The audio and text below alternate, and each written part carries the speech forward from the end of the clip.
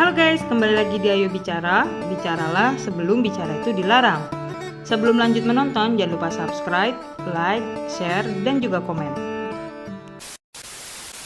PKS diketahui telah mendeklarasikan Anies Baswedan sebagai baca pres pada pemilu 2024 setelah diputuskan dalam musyawarah Majelis Syura ke-8 yang berlangsung di kantor DPTP PKS di Jakarta pada Kamis 23 Februari 2023. Presiden PKS Ahmad Syaihu menyampaikan langsung hasil dari MMS PKS ke-8 yang salah satunya adalah mengusung Anies Baswedan sebagai bakal calon Presiden RI dalam pemilu 2024.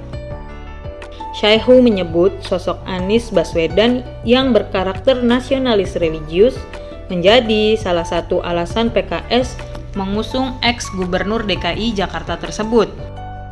Setelah resmi didukung oleh PKS, Anies Baswedan langsung tancap gas pamer pesona sekaligus pamer kemampuan mengolah kata-kata saat acara Rapat Kerja Nasional atau Rakernas PKS. Ada dua hal yang Anies Baswedan singgung. Yang pertama adalah Anies bilang PKS dalam mengusungnya di Pilpres bukanlah hal yang mudah. Anies memuji PKS yang sudah mengawal dirinya sejak Pilgub DKI Jakarta 2017 lalu. Anies Baswedan bercerita, dikala dirinya menjabat sebagai Gubernur DKI Jakarta, Anies menyebut dirinya saat itu bagaikan tahanan kota, lantaran sulit untuk pergi kemana-mana. Anies memang pintar mengolah kata dan membuat istilah baru yang terdengar keren. Justru sejak jadi gubernur, Anies bebas lakukan manuver politik apapun yang dia mau, bukan seperti tahanan. Anies mengklaim bahwa DKI Jakarta tumbuh dengan rasa aman dan suasana yang terjaga dalam bingkai kesatuan di bawah kepemimpinan.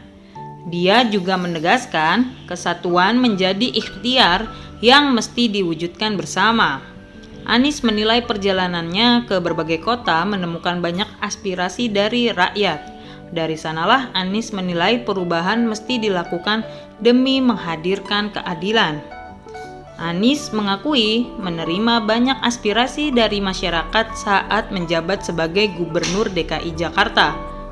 Ketika dideklarasikan sebagai bakal capres oleh Nasdem, safari politik yang dilakukan ke berbagai daerah Indonesia menambah banyak aspirasi masyarakat yang menginginkan perubahan. Koalisinya bernama Koalisi Perubahan.